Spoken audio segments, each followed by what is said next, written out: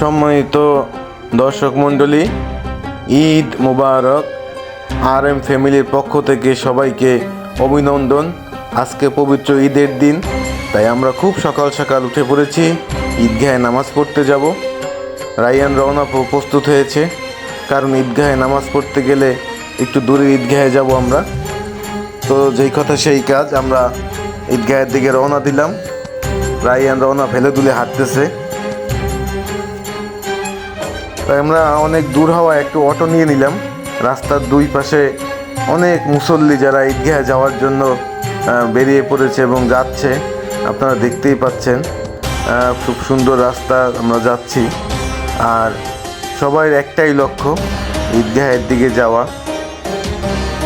আমরা আস্তে আস্তে এগিয়ে যাচ্ছি, কারণ রাইয়ান রওনা প্রতি বছরই ঈদগাহে নামাজ পড়তে যায় এবং বিশেষ করে তো লক্ষ্য থাকে বিভিন্ন কেনাকাটা, খেলাধুলা বিভিন্ন রকমের।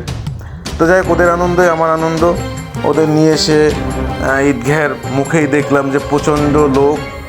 আমরা আসতে একটু দেরি হয়ে গেছে, তাই তার আগেই কানায় কানায় পূর্ণ ঈদগাহ মাঠ।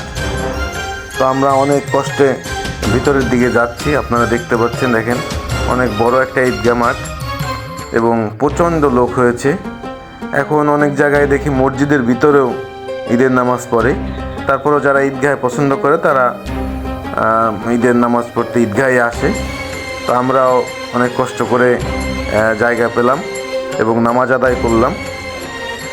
তো আপনারা যদি একটু ঘুরিয়ে দেখাই, দেখেন এখনও অনেক লোক। এটা জামাত হবে দুইটা, তারপরও প্রথম জামাতে একটু বেশি লোক হয়। তো আমাদের নামাজ আদায়ের পরে আমরা একটু ওদের ঘুরতে নিয়ে যাব। তো নামাজ আমাদের শেষ হয়ে গেছে, আমরা চলে আসলাম। এইখানে অনেক বছর ধরে এই ঈদগাহ মাঠের পাশেই বাচ্চাদের জন্য বিভিন্ন খেলাধুলা, খেলনা এবং অনেক কিছু মিষ্টি, অনেক খাবারের দোকান এখানে ওঠে এবং বসে। আমি যখন ছোটো ছিলাম আমিও এখানে আসছি বাবার সাথে, আমার বোন আসতো। তো এখন ছেলেদের নিয়ে আসছি। আসলে বয়স এভাবেই চলে যাচ্ছে বা চলে যায়।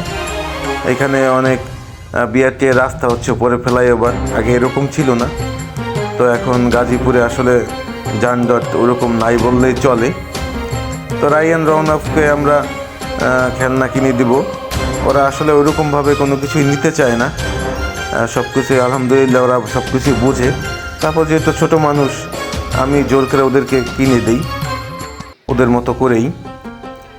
বিভিন্ন রকমের দোকানপাট এই মেলায় বসেছে, বিশেষ করে বাচ্চাদের খেলনার দোকানগুলোই বেশি। তবে এখানে মন্ডা মিঠাইয়ের দোকানও আছে, অনেক পুরনো মিষ্টির দোকান এখানে বসে এবং অনেক ঐতিহ্য যেগুলো পুরনো দিনের, সেগুলো এই মেলায় পাওয়া যায়। এটা অনেক অনেক বছরের পুরনো। এখানে যে কবে থেকে চালু হয়েছে সেটা আমরা হয়তো জানি না, কিন্তু আমি যখন ছোটো ছিলাম তখনও আমি দেখেছি, আর এখনও দেখতেছি। মাঝে মধ্যে আবহাওয়া খারাপ থাকলে হয়তো দোকানপাটের সংখ্যা কম থাকে। তবে সবচেয়ে বেশি দেখলাম যে এখানে মাটির জিনিসপত্র, এগুলো তো এখনই পাওয়াই যায় না। তো এই মেলায় এগুলা উঠেছে এবং এটা আমাদের দেশের ঐতিহ্য। যাই হোক, দর্শক মণ্ডলী, মেলা থেকে কেনাকাটা করে আমরা বাড়ির দিকে রওনা হলাম। আজ এই পর্যন্তই। সবাইকে ধন্যবাদ এবং আবারও সবাইকে ঈদ মুবারক।